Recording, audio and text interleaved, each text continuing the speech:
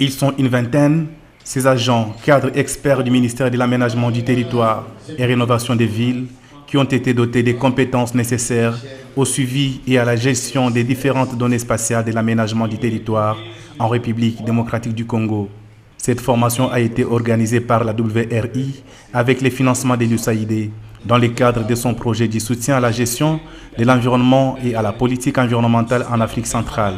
C'est une opportunité pour nous pour former les agents et cadres pour qu'ils aient une idée de comment faire la collecte des données, les analyses et aussi produire des cartes. Avec le projet CARPE qu'on a présentement avec USAID, on a toujours des lignes d'activité, on fait le suivi de cette formation pour voir quelle est la capacité qu'on peut toutefois apporter et l'appui financier et technique aussi. Durant 14 jours, ces hommes et ces femmes ont été initiés au système d'information géographique SIG.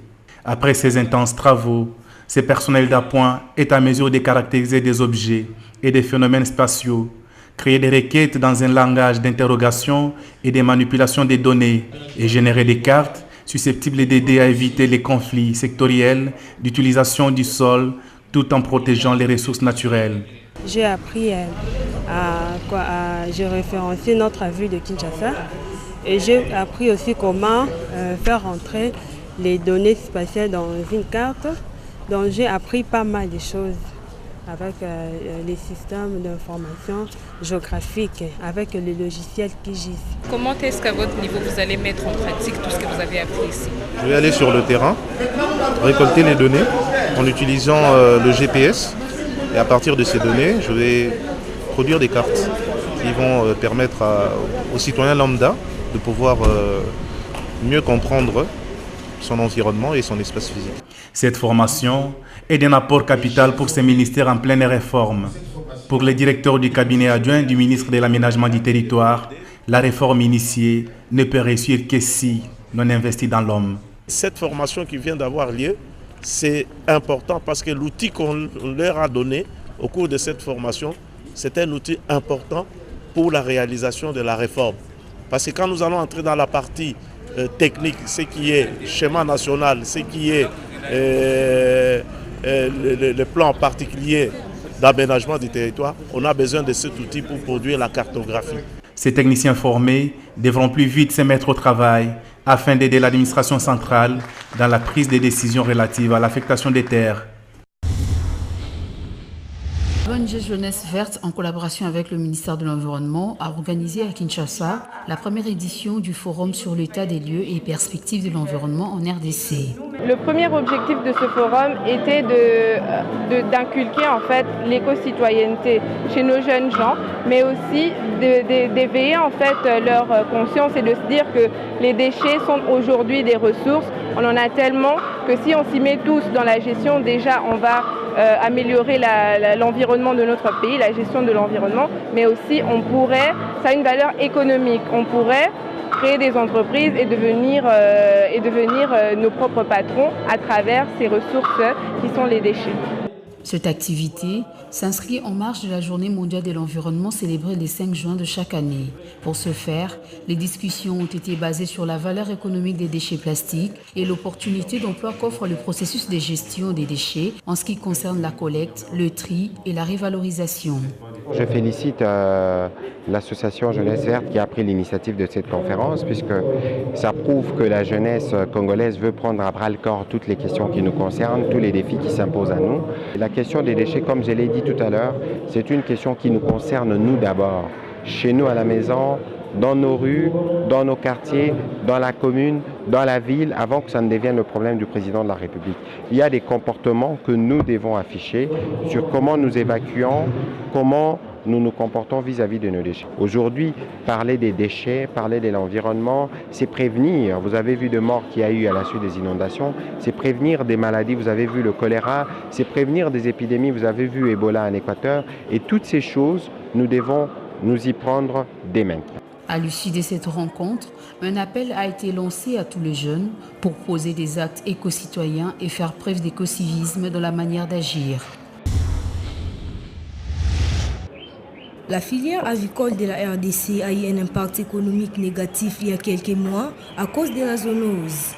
Pour pallier à cette situation, la FAO a équipé les 3 laboratoires du pays avec des matériels pour assurer efficacement les processus de détection et de riposte des maladies. Grâce au fonds de l'USAID, l'action de la FAO vise à améliorer la résilience des moyens de subsistance face à des menaces ou en situation de crise. Cette action qui consiste à renforcer les capacités des laboratoires dans la surveillance des maladies contribue à lutter contre 5 maladies zoonotiques prioritaires de la RDC, à savoir la grippe aviaire, la rage, les maladies à virus Ebola, la maladie des singes et les salmonoses. C'est au laboratoire vétérinaire de Kinshasa que ces matériels ont été reçus par les responsables de cette institution qui s'est dit satisfait et pense que ces réactifs leur permettront d'être plus présents sur terrain et être à la hauteur des maladies. C'est d'abord un signe de patriotisme et puis un remerciement. Et nous disons que les partenaires sont là pour nous appuyer et puis pour participer et contribuer dans la lutte des maladies animales émergentes et réémergentes, et là où nous avons aussi parlé des maladies zoonotiques. Ce sont des maladies zoonotiques qui sont là, qui se transmettent de l'animal à l'homme, comme le vice-versa. Et puis les FAO, comme partenaire, est venu nous appuyer pour ces matériels réactifs et pour que nous soyons plus efficaces sur le terrain. Ce lot de matériel pèse au moins 970 kg avec une valeur estimée à 61 743 085 $. En bref, l'insécurité grandissante dans l'est de la République démocratique du Congo a occasionné la fermeture des portes du parc national des Virunga. Dans un communiqué signé récemment, le directeur du parc, Emmanuel Demerode, a annoncé la suspension des activités touristiques dans ces plus vieux parcs d'Afrique jusqu'à la fin de l'année, à cause notamment des événements violents auxquels le parc fait face ces derniers temps.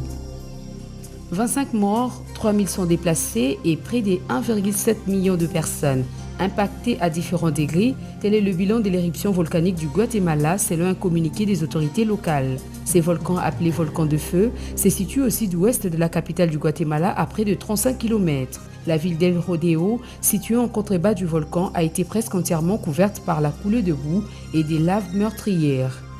En France, le secteur bio poursuit sa croissance avec une augmentation de plus ou moins 9,5% d'emplois par an. Selon les derniers chiffres de l'agence bio, le marché des produits bio a de nouveau doublé en 5 ans, avec près de 134 500 emplois directs comptabilisés à la fin de 2017. Le parc national de la Garamba a célébré ses 80 ans d'existence. En marge de cette célébration, l'ICSN a procédé à l'incinération d'une partie du stock d'ivoire d'éléphants saisi de main des braconniers.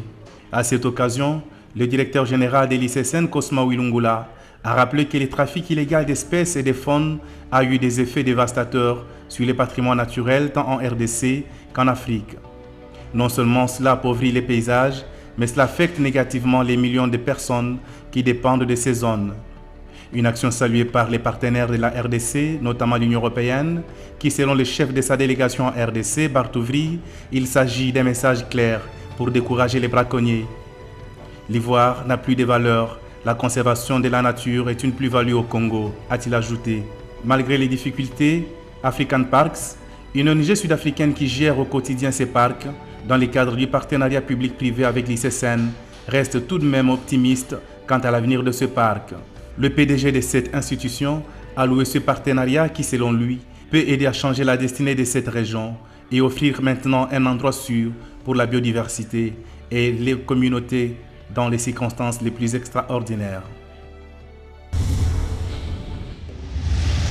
Une dizaine d'acteurs a été formée sur l'hygiène et la gestion des déchets lors d'un atelier de formation organisé par l'Agence congolaise pour la gestion des déchets à Kinshasa. Cet atelier visait la sensibilisation des acteurs et les non-acteurs à reconnaître leurs droits et devoirs dans ce secteur assez méconnu du grand public. Nous avons compris qu'il y a un problème qui se pose dans les secteurs de l'assainissement en RDC.